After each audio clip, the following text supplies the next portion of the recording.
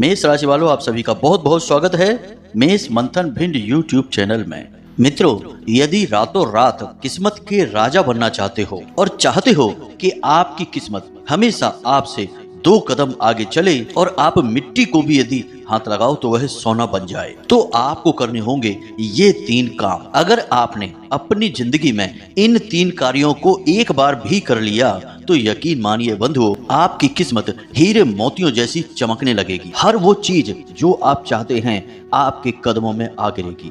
यह पूरी दुनिया आपके आगे पीछे नाचेगी। फिर इस बात से कोई फर्क नहीं पड़ता है कि आप जिसे चाहते हैं वह कोई चीज है, सामान है, धन दौलत है या फिर कोई इंसान है, सब कुछ आपके कदमों में आ जाएगा। इन 3 कार्यों की महिमा इतनी अधिक है कि इसे शास्त्रों में भी कई बार बताया जाता है। और सबसे बड़ी आश्चर्य की बात तो यह है बंधुओं कि जिन लोगों ने जीवन में केवल और केवल दुख उठाए हैं, हमेशा तड़पे हैं, दूसरों के द्वारा सताए गए हैं, परेशान हुए हैं, एक एक पैसे के लिए तरसे हैं, और जो खुद अपने मुंह से यह कहते हैं कि दुनिया में उनसे ज्यादा दुर्भाग्यशाली कोई इंसान नहीं है। हमने ऐसे ऐसे लोगों को भी जब इन 3 कार्यों को करने के लिए बोला और उन्होंने पूरे नियम और विधि विधान से इन 3 कार्यों को किया तो उनकी किस्मत भी रातों रात पलट गई और जो चीजें उनसे दूर भाग रही थी वे सब उनके पास आ गईं। तो जयकारा बोलो माता रानी का, जगत माई महामाई माँ भद्रकाली की जय बोलो, माता रानी के सांचे दरबार की जय बोलो, बाबा भोलेनाथ की जय बोलो। और कमेंट बॉक्स में पूरे भक्ति भाव के साथ जय माँ भद्रकाली कृपा करो, जय बाबा भोलेनाथ अवश्य लिख देना। माता रानी की और बाबा भोलेनाथ की पूरी कृपा और आशीर्वाद आपको अवश्य प्राप्त हो जाएगा। मित्रों, एक चीज याद रखना कि इस संसार में लोग खुद के द्वारा किए गए कर्मों की वजह से परेशान नहीं हैं। क्या कभी आपने ऐसा सुना है कि कोई इंसान यह सोचकर कार्य करे कि वह आज घाटा उठाएगा, वह आज धोखा खाएगा या वह अपने पैसे को बर्बाद कर देगा और जिंदगी में कष्ट प्राप्त करने के लिए मेहनत कर रहा हो? जी नहीं, यह बिल्कुल अजीब सी बात है। हर इंसान मेहनत कर रहा है अपने जीवन को सुखी बनाने के लिए, पैसे कमाने के लिए और दुनिया में अपना रौब, अपना हिसाब किताब मजबूत करने के लिए। तो जब आप मेहनत भी कर रहे हैं, पूरा दिमाग लगा रहे हैं और सोच समझकर निर्णय लेते हैं, फिर भी आपको घाटा, परेशानी, दुख, तकलीफ और धोखा क्यों मिल रहा है? इसका असली कारण आप अब तक समझ ही नहीं पाए हैं। आप तो सारी चीजें सही कर रहे हैं, लेकिन आपके आसपास की ऊर्जाएं कुछ ऐसी हैं जो आपके जीवन में उन चीजों को नहीं पहुंचने देना चाहती हैं जिनके लिए आप प्रयास कर रहे हैं। वे चीजें भी आप तक आने के लिए तैयार हैं। आप खुद ही विचार करिए कि अगर आपने आम का पेड़ लगा दिया है और पूरी मेहनत से उसकी देखभाल करके उससे बड़ा कर दिया, वह फल फूल गया, तो उसमें आम के फल क्यों नहीं लगेंगे? अब यदि आपको फल नहीं मिल पा रहा है तो निश्चित तौर पर कोई तीसरी शक्ति है जो उन फलों को आप तक पहुंचने से रोक रही है। जी हाँ बंधुओं, आज का यह विशेष कार्यक्रम केवल और केवल इस तीसरी शक्ति के प्रभाव को हटा देने के बारे में है। और जब यह प्रभाव हट जाएगा तो फिर आप तक वह पहुंचेगा जिसके लिए आप प्रयास कर रहे हैं और जो आपके लिए बना है और जिसके आप काबिल भी हैं। जी हाँ बंधुओं, हम आपको बता दें कि पूरे राशि चक्र में केवल आपकी ही एकमात्र ऐसी राशि है जिसके जातकों के आसपास घोर नकारात्मकता का वातावरण रहता है। अब यह वातावरण कभी कभी आप खुद ही अपने पास आकर्षित कर लेते हैं और ज्यादातर यह जो नकारात्मक वातावरण है दूसरों की नकारात्मक भावनाएं और क्रियाकलापों का नतीजा होता है। बंधुओं, आज का यह वीडियो आपके भाग्य को बदल देने वाला है। हम लिखकर आपको दे सकते हैं कि आपने इन 3 कार्यों को यदि एक बार भी कर लिया हमारे कहने से ही, तो आप खुद हमें कमेंट करके लाख लाख धन्यवाद देंगे, क्योंकि हमने जिस जिस इंसान को इन 3 कार्यों के बारे में बताया है उस इंसान के जीवन में 100% बदलाव आए हैं और हमने खुद उनके बदलावों को आते हुए देखा है। कर्जे से मुक्ति प्राप्त हो गई और काम धंधे व्यापार दिन दूनी रात चौगुनी तरक्की करने लगे। जी हाँ बंधुओं, अब आपके मन में यह प्रश्न तो उठ रहा होगा कि आखिर ऐसे कौन से 3 काम हैं? हम तो दुनिया भर के उपाय कर रहे हैं, जो भी कोई सही बताता है हम उन उपायों को कर लेते हैं और उनसे तो हमारे जीवन में कुछ नहीं हुआ। अब ये 3 कौन से नए काम आ गए हैं जिनके बारे में आप हमें बताने वाले हैं और हमने नहीं किए हैं या इनको नहीं सुना है? तो हम आपसे गारंटी के साथ कहते हैं कि हाँ, आपने 100% इन 3 कार्यों के बारे में नहीं सुना है। क्योंकि हम एक बात और आपको बता दें कि इस संसार में मुफ्त में लोग कुछ भी नहीं देते, केवल रेवड़ियां देते हैं। अगर मुफ्त में लोग कीमती ज्ञान का खजाना लुटा देंगे तो फिर पैसे कहां से कमाएंगे? तो जो मूल सार होता है, जो शक्तिशाली ज्ञान होता है, उसे देने के बदले में लोग मोटी मोटी सैकड़ों हजारों लाखों की रकम वसूलते हैं। यह लोगों का व्यापार है।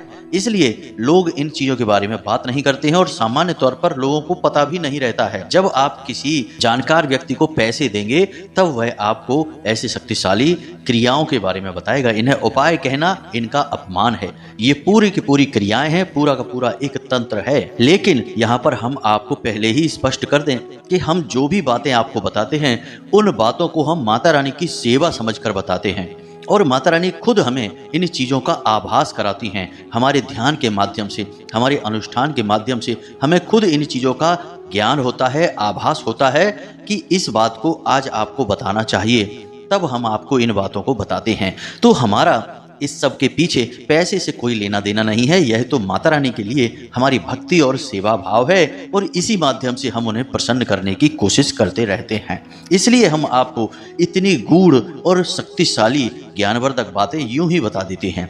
तो बस अब आज की इस वीडियो में जो बातें हम आपको बताने जा रहे हैं, इन बातों को अच्छी तरह से अपने दिमाग में बैठा लेना। एक एक करके सारी प्रक्रियाओं को विस्तार के साथ समझाएंगे। जरूरत पड़े तो कॉपी पेन लेकर भी बैठ जाना और चीजों को नोट करते चलना। जी हाँ बंधुओं, बहुत ही शक्तिशाली, बहुत ही प्रभावशाली बातें हैं। इन्हें कोई यूं ही किसी को नहीं बताएगा।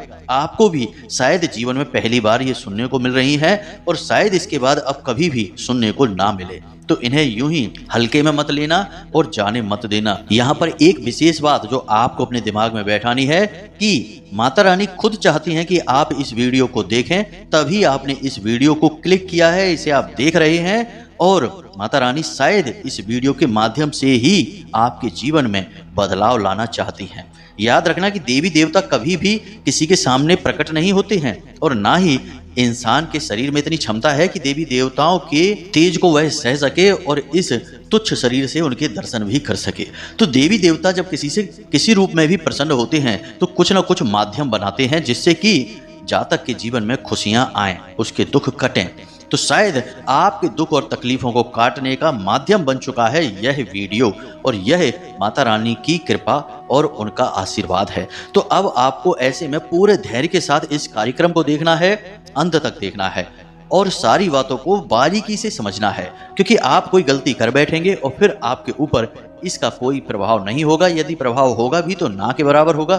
फिर आप कहेंगे कि गुरुजी आपने उपाय बताया, यह काम नहीं किया। तो आपको यहाँ पर समझदारी से काम लेना होगा। कोई भी क्रिया, उपाय, तंत्र मंत्र या फिर पूजा पाठ अनुष्ठान सब एक नियम के अंतर्गत ही कार्य करते हैं। यदि आप यूं ही अपने मन से कुछ भी करते रहेंगे तो फिर इन चीजों के प्रभाव खत्म हो जाते हैं और फिर आपको इनके कोई लाभ भी प्राप्त नहीं होते हैं। तो चलिए मित्रों, आज के इस कार्यक्रम को शुरू करते हैं और आपको बताते हैं 3 कार्यों के बारे में। ध्यान से सारी बातों को सुनना है। अब एक सबसे जरूरी बात जो आपको हम बता दें कि इन 3 कार्यों में जो आखिरी वाला कार्य है वह सबसे अधिक शक्तिशाली है और उस कार्य को करते ही आपके जीवन में, आपके घर में धन की वर्षा होगी। जी हाँ मित्रों, हम खुलकर यह बात कहते हैं। सुनने में थोड़ी सी अजीब अटपटी लग सकती है, लेकिन हम कहते हैं कि आपके घर में धन की वर्षा होगी और आप चाहकर भी पैसे को रोक नहीं पाएंगे। इतने रास्तों से पैसा आपके घर में आएगा। तो उस अंतिम क्रिया को आपको जरूर सुनना है और उसके बिना यह पूरा का पूरा कार्यक्रम ही खराब हो जाएगा। तो धैर्य के साथ अंत तक बने रहना है। तो अब ध्यान से सुनिए। हर इंसान का, चाहे वह किसी भी राशि, किसी भी वर्ण, किसी भी जाति या धर्म का क्यों ना हो, एक जन्म दिवस अवश्य होता है। जन्म की उसकी तारीख होती है। तो अब आप मन में विचार लेकर आइए कि आपकी डेट ऑफ बर्थ क्या है। हर महीने में वह डेट आती अवश्य है। जैसे कि किसी इंसान का जन्म 21 तारीख को हुआ है तो हर महीने की 21 तारीख उसके लिए बेहद महत्वपूर्ण है। इस बात को दिमाग में बैठा लीजिए।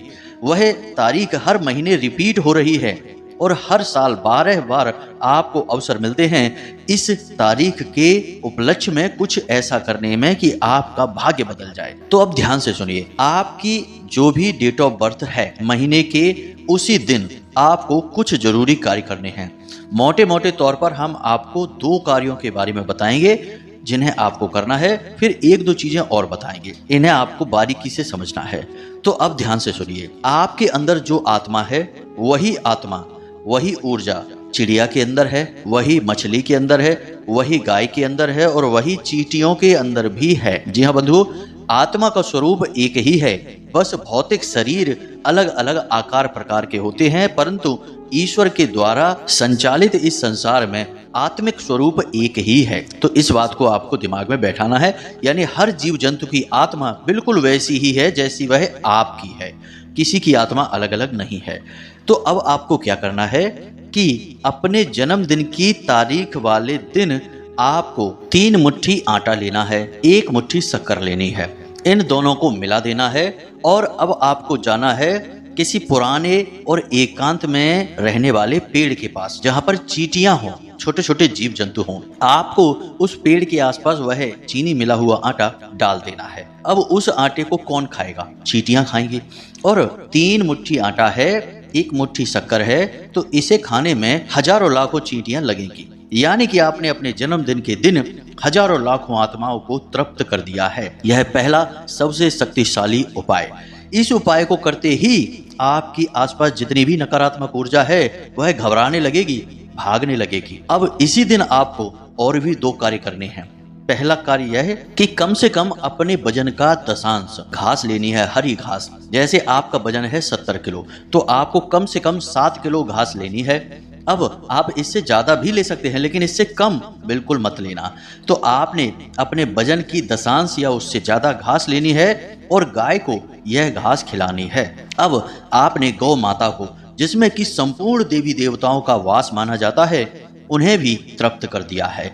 अब आपको 3 मुट्ठी आटा और लेना है और उसे माड़कर उसकी लोई बनाकर, छोटी छोटी गोलियां बनाकर अपने आसपास कहीं देखें, और यदि मछली कहीं रहती हैं, कोई तालाब है, कोई झील है, कोई नदी है, तो वहां पर जाकर मछलियों को भोजन करा दें। और इसी के साथ साथ आपको 3 मुट्ठी गेहूं या कोई अन्य अनाज लेना है और उसे अपने घर की छत पर चिड़ियों को खाने के लिए रख दें। ये कार्य आपको करने हैं अपने जन्मदिन वाले दिन। प्रति महीने, हर महीने में जिस भी तारीख को आपका जन्मदिन आता है, उसी तारीख को आपको ये कार्य करने हैं। अब आप सोच रहे होंगे कि इतना सारा कार्य हम कैसे करेंगे, ये तो बहुत झंझट वाली बात हो गई। तो बंधुओं, यहाँ पर 2 प्रकार की बातें निकल कर आती हैं। पहली बात यह है कि लोगों के साथ यही समस्या है कि वे अपना समय, ढेर सारा समय कहीं भी बर्बाद करेंगे, लेकिन जैसे ही उन्हें कोई सात्विक, धार्मिक, पवित्र कार्य करने की बात बोली जाएगी तो उन्हें लगने लगता है कि अब यह समय हमारे पास कहां से आएगा। यानी कि ये सब कार्य समय की बर्बादी लगते हैं, इसीलिए उनके जीवन में बर्बादी शामिल रहती है। अब दूसरी बात की, हो सकता है कि सचमुच में आपके पास समय ना हो ये सब करने के लिए, तो आप यहाँ पर केवल एक कार्य है जिसे करें, जिससे आपको बहुत ज्यादा फल प्राप्त होगा। और यदि समय है तो सारे कार्य करें, लेकिन एक कार्य ऐसा है जो आपको अवश्य करना ही चाहिए इस दिन, और वह कार्य है कि 3 मुट्ठी आटा और 1 मुट्ठी शक्कर मिलाकर चींटियों को खाने के लिए देना। यह एक कार्य तो आपको हर हालत में करना ही होगा। इसे आपको करने से पूरा फल उतना ही प्राप्त होगा जितना कि सभी को करने से, लेकिन सब कार्य करेंगे तो बात ही अलग है। अब आप अपने हिसाब से देख लेना कि आपके पास कितना समय है। यदि हो सके तो आप अपने जन्मदिन वाले दिन महीने में 1 बार छुट्टी ले सकते हैं अपने कार्य से, और छुट्टी नहीं ले सकते हैं तो कुछ व्यवस्था ऐसी जमा सकते हैं कि आप यह कार्य कर सकें। यह है आपके लिए बेहद आवश्यक। अब जैसे ही आप इन कार्य को करेंगे, यानी कि ये 3-4 कार्य जो हमने आपको बताए हैं जन्मदिन वाले दिन आप करेंगे, दूसरे दिन से ही आपको इसके सकारात्मक फल मिलने शुरू हो जाएंगे।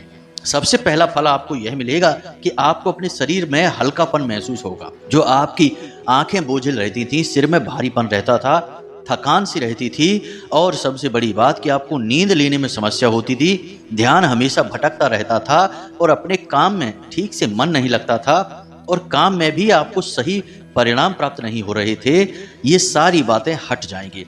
आपको बहुत हल्कापन महसूस होगा, बहुत अच्छा महसूस होगा, काम में आपके मन लगने लगेगा और काम में आपके परिणाम भी बिल्कुल वैसे ही निकलेंगे जैसे आप चाहते थे, क्योंकि नकारात्मक ऊर्जा कमजोर पड़ जाएगी, वह आपसे दूर हटने लगेगी। तो फिर आपके जीवन में इसका अंतर तो दिखाई देगा ही स्पष्ट तौर पर। अब बात करते हैं दूसरे कार्य की। तो मित्रों, दूसरा कार्य जो है इसके बारे में हम पहले भी आपको कई बार बता चुके हैं, लेकिन यह इस क्रिया का हिस्सा है, इसीलिए आपको यह हम दोबारा से बता रहे हैं। तो जरा ध्यान से सुनें। आपकी कुल देवी या देवता, यदि आपको अपने कुल देवी या देवता के बारे में ज्ञान नहीं है तो कहीं से भी करिए, कैसे भी करिए, कुल देवी या देवता के बारे में ज्ञान हासिल करिए और उनका विशेष पूजा पाठ प्रारंभ करिए। आपके जो भी कुल देवी या देवता होंगे उनका एक विशेष धाम अवश्य होगा, जहां आपके परिवार में पुराने जमाने में खानदान के लोग जाते होंगे और उनका पूजा पाठ करते होंगे। तो आपको वह विशेष धाम ढूंढना है और वहां पर जाकर यज्ञ हवन आदि का कार्यक्रम करना है, जिससे कि देवी या देवता जो आपसे नाराज हो चुके हैं वे आपसे फिर से प्रसन्न हो जाएंगे। क्योंकि यदि आपकी कुल देवी या देवता आपसे नाराज रहेंगे तो आपकी किस्मत किसी भी हाल में आपका साथ नहीं दे सकती है। क्योंकि कुल देवी या देवता कौन है? आपके कुल के पालनहार हैं। आपकी कुल की सारी खुशियां, सारी की सारी धन दौलत संपत्ति उपलब्धियां सब उन्हीं पर तो निर्भर हैं। अब यदि वे ही नाराज हैं या उनकी ही कृपा आपके ऊपर नहीं है तो आप कैसे प्रसन्न हो जाएंगे? असंभव है यह।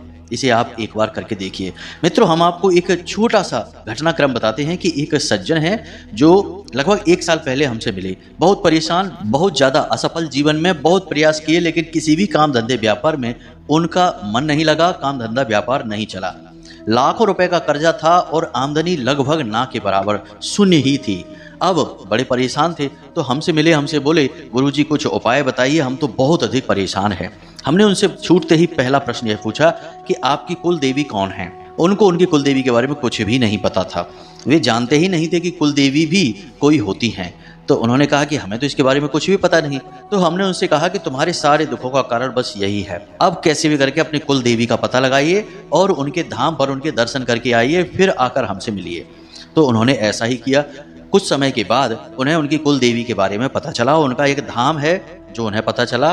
तो वे अपने कुल देवी के दर्शन करने गए। वहां पर उन्होंने कुछ भी नहीं, बस थोड़ा सा पूजा पाठ किया, नारियल चढ़ाया और 2 बार अपनी कुल देवी के दर्शन करे, हर महीने 1 बार। जब तीसरे महीने दर्शन करने की व्यवस्था हुई तो अचानक से एक पुराना काम था उनका जो बंद पड़ा था, उस काम में वे थोड़ा बहुत प्रयास कर रहे थे। बहुत बड़ा लाभ हुआ और इतना बड़ा लाभ हुआ कि उनका कर्जा लगभग आधे से ज्यादा उसी से चुक गया।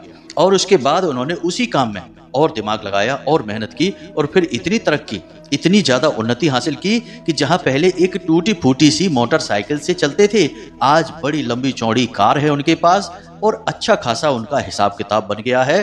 कर्जा वर्जा तो दूर हो ही गया, कब का समाप्त हो गया। आज तो लाखों रुपए की आमदनी है और बहुत अच्छा शांतिपूर्ण जीवन जी रहे हैं और हर महीने में अपनी कुलदेवी के धाम पर अनुष्ठान करवाते हैं। बड़ा ही उनका सुंदर अनुभव रहा यह, और यह अनुभव वास्तव में यह बताता है कि कुलदेवी का कितना बड़ा प्रभाव होता है किसी इंसान के जीवन में।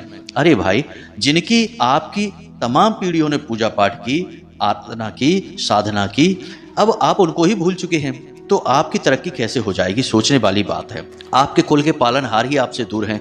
तो हम आपसे बस यही कह रहे हैं कि अपनी कुल देवी का पता लगाइए, उनका पूजा पाठ करिए और उनके नाम से अपने घर के मुख्य दरवाजे पर एक दीपक तो जलाइए ही जलाइए। लेकिन इतने से काम नहीं बनेगा। अब कुछ लोग यहाँ पर यह कहेंगे कि गुरुजी हमें अपनी कुल देवी या देवता के बारे में कुछ भी पता नहीं है और हमने खूब कोशिश कर ली है, तब भी हमें कुछ भी जानकारी नहीं मिल पा रही है, कोई बता ही नहीं पा रहा है, तो अब हम ऐसे में क्या करें?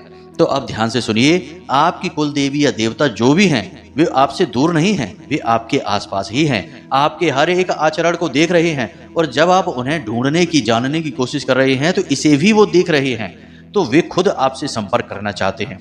लेकिन देवी देवताओं का संपर्क करने का तरीका ऐसा नहीं है कि वे आपका दरवाजा खटखटाएंगे और आपसे कह देंगे आके कि हम आपकी कुल देवी या देवता हैं। नहीं, ऐसे नहीं होता है। इसके लिए आपको एक अनुष्ठान करना होगा। ध्यान से सुने, कई बार आप लोगों ने यह प्रश्न हमसे पूछा है कमेंट के माध्यम से कि कुल देवी या देवता का पता कैसे लगाएं। तो आज हम यही आपको बता रहे हैं। ध्यान से सुने इस उपाय को। शुक्रवार के दिन आपको यह उपाय करना है। साधारण सा उपाय है, लेकिन क्रिया 7 दिन तक चलेगी और 7 दिन तक के कुछ विशेष नियम रहेंगे। जल्दी जल्दी से आपको सारी बातें बताएंगे, तो पेन पेपर लेकर बैठो और चीजों को नोट कर लो। ध्यान से सुनो। सबसे पहले आपको चाहिए एक सुपारी। सुपारी बिल्कुल भी खती नहीं होनी चाहिए, मतलब खंडित नहीं होनी चाहिए। उसके बाद आपको चाहिए लाल रंग का कपड़ा। आसन पर बिछाने के लिए एक सिक्का और लाल चंदन, लाल चुनरी और लाल रंग के पुष्प और लाल ही रंग का प्रसाद यानी मिठाई जो आप चढ़ाएंगे। इसी के साथ साथ पवित्र कलश चाहिए आपको, मिट्टी का कलश आप लेकर आ सकते हैं और एक नारियल चाहिए। अब आपको यह प्रक्रिया शुक्रवार के दिन करनी है। कैसे करनी है ध्यान से सुने।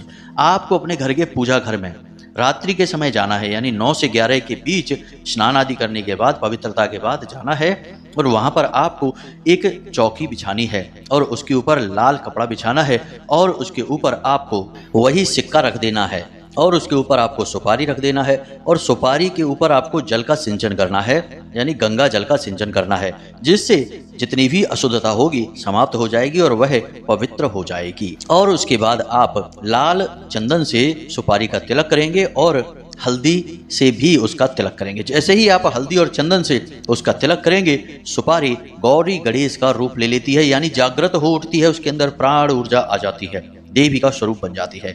अब आप लाल रंग की चुनरी उस सुपारी के आसपास रखेंगे और कहेंगे कि माता रानी आपको चुनरी समर्पित है। इसी के साथ साथ आप पान के पत्ते के ऊपर एक इलायची, एक लौंग का जोड़ा और लाल रंग का वही प्रसाद और एक लाल पुष्प रखकर माता रानी के चरणों में रखेंगे, यानी उस सुपारी के सामने रखेंगे। यह माता रानी का भोग है। अब आपको 11 बार इस विशेष मंत्र का जाप करना है। मोबाइल की स्क्रीन पर भी यह मंत्र दिखाई दे रहा है, ओम कुल देवताभ्यो नमः, ओम कुल देवताभ्यो नमः।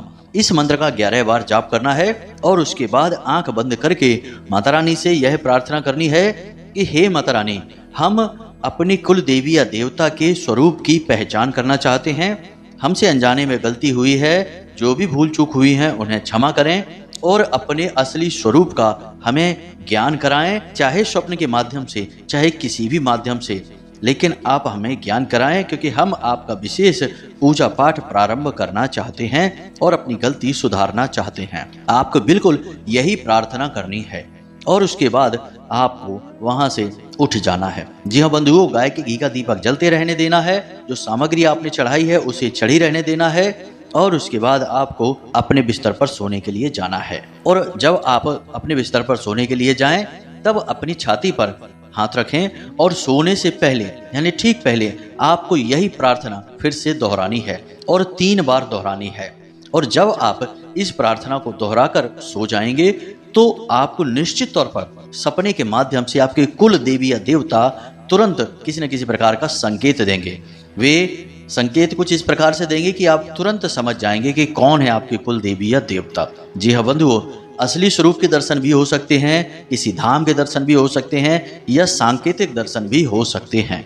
अब हो सकता है कि पहले दिन आपको ये दर्शन ना हो, तो आप इस क्रिया को 7 दिन लगातार दोहराते रहेंगे। अब जो प्रसाद आपने माता रानी को चढ़ाया है उसे आप घर के सदस्यों में बांट दें, पान के पत्ते को स्वयं चबाकर खा जाएं और उसके बाद जो सुपारी और जो सिक्का आपने रखा है उसे अपने पूजा की अलमारी में वापस रख दें और अगले दिन शाम के समय उसी समय पर, जिस दिन आज किया है, अगले दिन भी उसी समय पर इस क्रिया को फिर से दोहराएं और प्रतिदिन यह क्रिया करते हुए आप सो जाएं। सोने से पहले आप किसी से कोई बात नहीं करेंगे, मोबाइल नहीं देखेंगे, किसी प्रकार की चर्चा नहीं करेंगे, शांतिपूर्ण तरीके से बस यही प्रार्थना करके सीधे आप सो जाएंगे और 7 दिन के अंदर अंदर 100% गारंटी के साथ आपकी कुल देवी या देवता से संवाद शुरू हो जाएंगे। वे आपको किसी न किसी रूप में जरूर दर्शन देंगी, अपना ज्ञान कराएंगे। तो यह क्रिया है, बहुत शक्तिशाली क्रिया है। हजारों लोगों को हमने उनके कुल देवी या देवता के बारे में इस क्रिया के माध्यम से ज्ञान कराया है। आपको भी 100% हो ही जाएगा। तो अब जब आपको ज्ञान हो जाए तो उनका पूजा पाठ करें, हवन आदि कराएं और उन्हें प्रसन्न करने की कोशिश करें। तुरंत आपका भाग्य परिवर्तन हो जाएगा। आज आपने यदि उन्हें प्रसन्न करने के लिए कोई अनुष्ठान कर लिया, कल से ही जीवन में महापरिवर्तनों की शुरुआत हो जाएगी, क्योंकि सारी बाधाएं ही हट गईं। और जब बाधाएं हट गईं तो फिर काय की समस्या, किस तरह की प्रॉब्लम, क्या है जीवन में रुकावट? कोई रुकावट नहीं है, बस खुशियां ही खुशियां रहेंगी। अब बात करते हैं तीसरे महा उपाय की।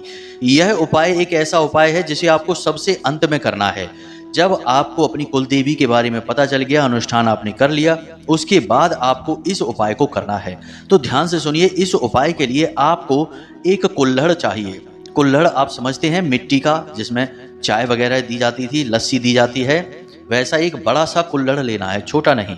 और उस बड़े से कुल्हड़ में आपको कुछ सामग्री रखनी है, यानी एक सिक्का रखना है। सिक्का चलता हुआ होना चाहिए, खोटा सिक्का नहीं। और उस कुल्हड़ में आपको जल भर देना है। साथ ही साथ एक इलायची, एक लौंग का जोड़ा और एक पान का पत्ता, उसका टुकड़ा डाल देना है आपको। और उसके बाद उस कुल्हड़ के ऊपर आपको ढक्कन लगा देना है। बाजार से आपको ऐसा कुल्हड़ लाना है जिसके ऊपर ढक्कन लगता हो। ढक्कन लगाने के बाद आप उस कुल्हड़ को लाल कपड़े से ढक देंगे और उसके आसपास लाल धागा लपेट देंगे, जिसे हम मौली कहते हैं। उस धागे को लपेट देंगे और यह क्रिया आप करेंगे शुक्रवार के दिन ही, क्योंकि वह माता लक्ष्मी का दिन है। और इस क्रिया को करने से आप अपने घर की लक्ष्मी का बंधन कर रहे हैं, उसे अपने घर में रहने पर विवश कर रहे हैं। जी हाँ मित्रों, यह क्रिया बहुत शक्तिशाली है, लेकिन इसे तभी करना चाहिए जब सचमुच में आप पैसे को लेकर परेशान हैं, तो आप इस क्रिया को करें। अब आपको क्या करना है कि आपके घर के नैऋत्य कोण में, जी हाँ मित्रों, जो नैऋत्य कोण होता है, यानी कि दक्षिण दिशा और पश्चिम दिशा के बीच में जो कोना बनता है उसे नैऋत्य कोण कहते हैं। वह माता लक्ष्मी की ही दिशा है। नैऋति माता लक्ष्मी का ही एक नाम है, तो उन्हीं की दिशा है। आपको इस कुल्हड़ को उसी दिशा में जमीन में गाड़ देना है, दबा देना है। अब यदि आप दूसरी मंजिल पर रहते हैं या फिर आपके यहाँ सब पक्का है, कच्ची जमीन नहीं है, तो आप कैसे करेंगे ये? तो इसके लिए आप क्या करें कि एक गमला लेकर आएं, उस गमले में ताजी मिट्टी भरें और उस मिट्टी में आप इस कुल्हड़ को दबा दें। और इस गमले में कोई पौधा ना लगाएं और इस गमले को ले जाकर अपने घर के नैऋत्य कोण में रख दें। बस जिस दिन से आप यह करेंगे, पैसा आपके घर में इतने रास्तों से आएगा कि आप खुद भी सोचकर चौंक जाएंगे कि यह हो क्या रहा है। जहां से उम्मीद थी वहां से तो पैसा आ ही रहा है, जहां से उम्मीदें ही नहीं थी, समाप्त हो चुकी थी सारी उम्मीदें, वहां से भी पैसा लाइन लगाकर आ रहा है। आप परेशान हो जाएंगे पैसे को संभालते संभालते, लेकिन पैसा आना बंद नहीं करेगा।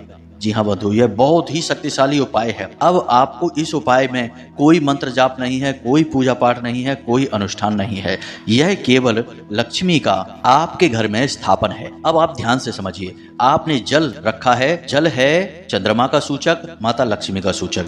सिक्का रखा है, वह भी माता लक्ष्मी का सूचक है और कुबेर का सूचक है। इसी के साथ साथ आपने इलायची रखी है, वह माता लक्ष्मी की सूचक है। और जो आपने पान का पत्ता रखा है वह आपके बुध ग्रह का सूचक है और माँ लक्ष्मी का भी सूचक है। साथ ही साथ आपने लौंग रखी है, तो लौंग की यह खूबी होती है कि वह किसी भी प्रकार की ऊर्जा को अपने अंदर समाहित कर लेती है।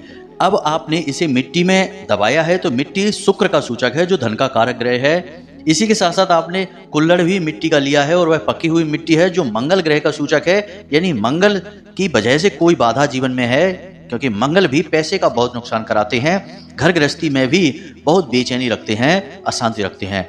तो मंगल की वजह से कोई बाधा है तो वह भी समाप्त हो जाएगी। यानी कि सारी की सारी चीजें वे हैं जो हमारे शास्त्रों में और हमारे ज्योतिष में वर्णित हैं, और हर एक चीज केवल और केवल आपकी सुख सुविधा के लिए है। याद रखना कि यह कोई नकारात्मक या तांत्रिक उपाय नहीं है, यह पूर्ण रूप से सात्विक उपाय है। और इस उपाय का वर्णन शिव पुराण, लिंग पुराण और देवी भागवत में भी मिलता है। जी हाँ बंधुओं, तो आप बिल्कुल बेफिक्र होकर इस उपाय को करें और इसके नतीजे हमें अवश्य बताएं। अब इन 3 कार्यों को जो जातक अपने जीवन में करेगा, उससे दुनिया की कोई ताकत परेशान नहीं कर सकती है, उसकी तरक्की को नहीं रोक सकती है और उसके जीवन में खुशियों की बाढ़ आ जाएगी। जी हाँ बंधु, हम फिर से कहते हैं, खुशियों की बाढ़ आ जाएगी, यह प्रमाणिक है। तो इसी के साथ साथ यदि आपके मन में कोई प्रश्न उठता है तो आप हमसे कमेंट करके पूछें या फिर वीडियो के डिस्क्रिप्शन में दिए गए व्हाट्सएप नंबर पर मैसेज करके पूछें। अभी फोन न करें, यह सुविधा अभी उपलब्ध नहीं है। माता रानी चाहेंगी तो जल्द ही यह सुविधा भी उपलब्ध करा दी जाएगी, जब हम सीधे आपसे फोन पर बात कर पाएंगे। अभी व्यस्तताएं ज्यादा हैं। तो चलिए मित्रों, हमेशा हंसते रहिए, मुस्कुराते रहिए, सकारात्मक रहिए और दिन में एक बार मंदिर अवश्य जाइए, क्योंकि आपका उद्धार वहीं से होना है। तो प्रेम से बोलिए जय माई की, जय मां भद्रकाली। मिलते हैं अगले कार्यक्रम में, तब तक के लिए धन्यवाद।